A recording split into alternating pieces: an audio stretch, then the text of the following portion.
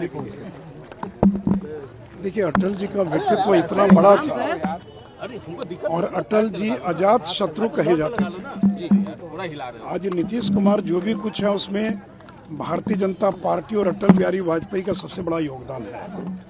अटल जी ने उनको रेल मंत्री बनाया, अटल जी की सरकार में लंबे समय तक मंत्री रहे।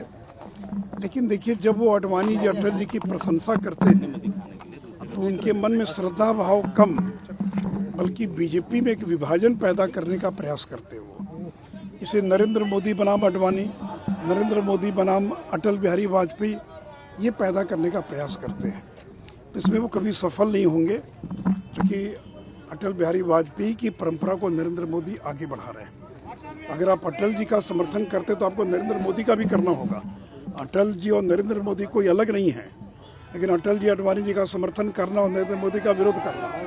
और जब आडवाणी जी का प्रधानमंत्री पद के लिए उम्मीदवारी घोषित की गई तो सबसे प्रबल विरोध करने वाले नीतीश कुमार थे और आज उनके सबसे बड़े समर्थक बन गए हैं। तो इतनी राजनीति तो हम समझते हैं। बाकी वो दिल्ली क्यों गए हैं और दिल्ली गए हैं तो श्रद्धांजलि दे रहे हैं, वो तो अजात शत्रु हैं। और अटल जी का जो व्यक्तित्व रहा है वो दल से ऊपर रहा है। जब वो कांग्रेस हो, आरजेडी हो, बीजेपी हो, सभी लोग उनको अपने नेता के नाते स्वीकार करते रहे। विपक्षी जो एकता है उन सभी लगातार नेताओं से, केजरीवाल से, तमाम लोगों से मिलेंगे, राहुल गांधी से मिलेंगे। तो मिलने में क्या लगा भाई, जब उनके साथ के लोग तो उनसे तो मिलेंगे ही ना। लेकिन पिछले एक साल में बिहार में एक भी दल अगर महागठबंधन में जुड़ा हो तो नाम बता दीजिए। एक भी कोई बड़ा नेता जुड़ा हो। उल्टे जीतनराम मांझी अलग हो गए, उपेंद्र कुशवाहा अलग हो गए, आरसीपी सिंह अलग हो गए। तो नेता दर नेता, दल पर दल अलग हो रहा है। और बिहार में तो जो मुख्य उनका कार्यक्षेत्र है वह बीजेपी मजबूत हो रही है, बीजेपी के साथ लोग जुड़ रहे हैं। तो बता दें कौन जुड़ा उनके साथ। गांधी मैदान से कह रहे हैं कि 2024 में नरेंद्र मोदी से छुटकारा दे। अरे बोलने में क्या लगता है, अरे भाषण देने से ही अगर छुटकारा मिल जाता तो ये तो कब्र खोदने में लगे थे। नरेंद्र मोदी की मौत का सौदागर कहते थे। और नीतीश जी बताएं कि 20 लाख रोजगार का क्या हुआ। पिछले साल गांधी मैदान में उन्होंने घोषणा की थी कि 10 लाख सरकारी नौकरी, 10 लाख लोगों को रोजगार देंगे। एक भी व्यक्ति को सरकारी नौकरी नहीं मिली, एक भी व्यक्ति को। जो आंकड़ा दे रहे हैं वो गलत आंकड़े दे रहे हैं। वो जिन लोगों को हमारी सरकार यानी एनडीए जब थी बिहार में, उस समय जिन लोगों का जो नौकरी मिली उनको नियुक्ति पत्र आपने बांटा और उसी को कह रहे कि हमने 1.5 लाख लोगों को रोजगार दिया। और जो शिक्षक है, नियोजित शिक्षक, उनको तो धोखा दे दिया।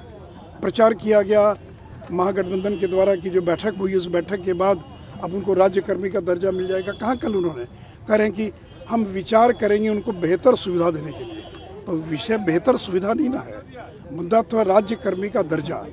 तो क्यों नहीं कल नीतीश कुमार ने जो 4 लाख से ज़्यादा नियोजित शिक्षक हैं उनको राज्यकर्मी का दर्जा देने का ऐलान किया। तो इसलिए देखिए, नीतीश कुमार को लोग पहचान गए हैं।